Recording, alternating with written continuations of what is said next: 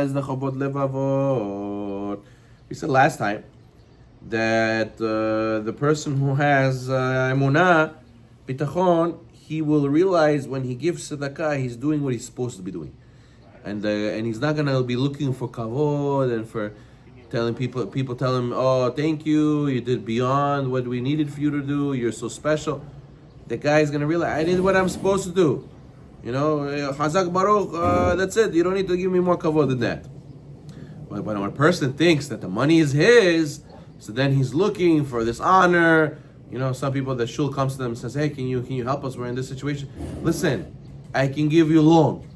I don't know about, a gift. Why should I give you a gift? It's my money. You should go work like I went to work. You should know it's not right to say that. Why? Because it's not our money. It's Hashem's money. And Hashem gave it to us like a deposit. We have to do the right thing with it. And when Hashem gives us money and then He sends us people who are asking for as tzedakah, when you give the tzedakah, you did what you're supposed to do with the money. You didn't do something special. You did what you were supposed to do. You have to say thank you to them for giving you the chance to fulfill your obligation to do what the money Hashem gave you to do. Could the person have gava because he says, wow, Hashem is blessing me so well? Or no? No. You should not have gava. Not gava, but like, you see, He should be proud of himself that he's doing mitzvot, fine. But he should not express this to other people.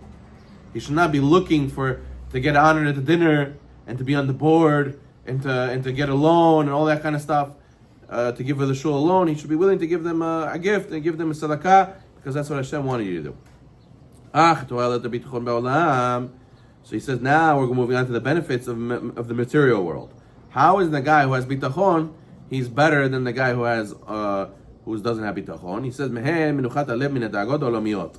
Hashalva min ibnun nefesh tzara lechisaron ta'avotei agufiyot. Guy who relies on Hashem, he has peace of mind. Today everybody's looking for peace of mind. You know, what do the pharmacists give for anxiety? Serotonin, right? You have to get serotonin in the brain. So what's the Torah's natural serotonin? Realizing anxiety is what? You think you're in control of everything. Your Torah tells you you're not in control of everything. Hashem's in control. What is the problem with people who have depression?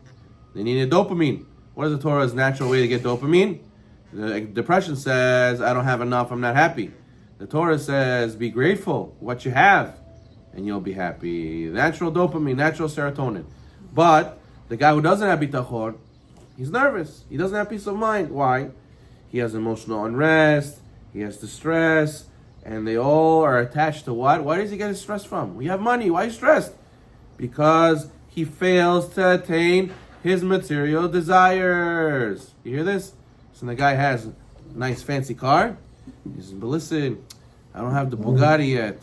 You know, I don't have the GT3 RS. You know, I don't have this, I don't have that. I'm a loser. I didn't make it yet. I'm not happy. And all his anxiety comes from his failures to achieve his desires. Yeah. So since he doesn't have the FS90 yet, so therefore he thinks he's no good. And the other guy says, I wish I had a car. You know that story. Right. The guy came with the car, he sees the CEO, he sees his car. Oh, Chovot. Then the guy came with a bike. He says, oh, this guy has a car. Whoa. Then the guy came on the bus. He says, oh, this guy has a bike. I don't even have a bike. Oh. Then the guy came walking. And at least he was able to pay the bus. It's all about perspective. And therefore, the one who has bitachon, he will not lose perspective. The guy with the Bugatti is looking at the guy that's walking in the park. Wow, what a nice, lucky guy who's walking in the park, no headache. Yeah, exactly.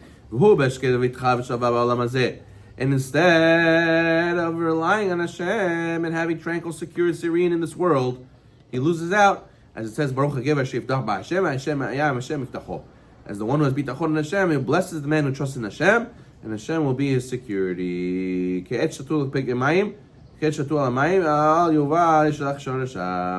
will be like a tree planted near water, which speaks out its roots along a brook. Yeah, a person who's next to the water, the tree is next to the water, will never be missing what it needs. Same thing, guy has bitachon.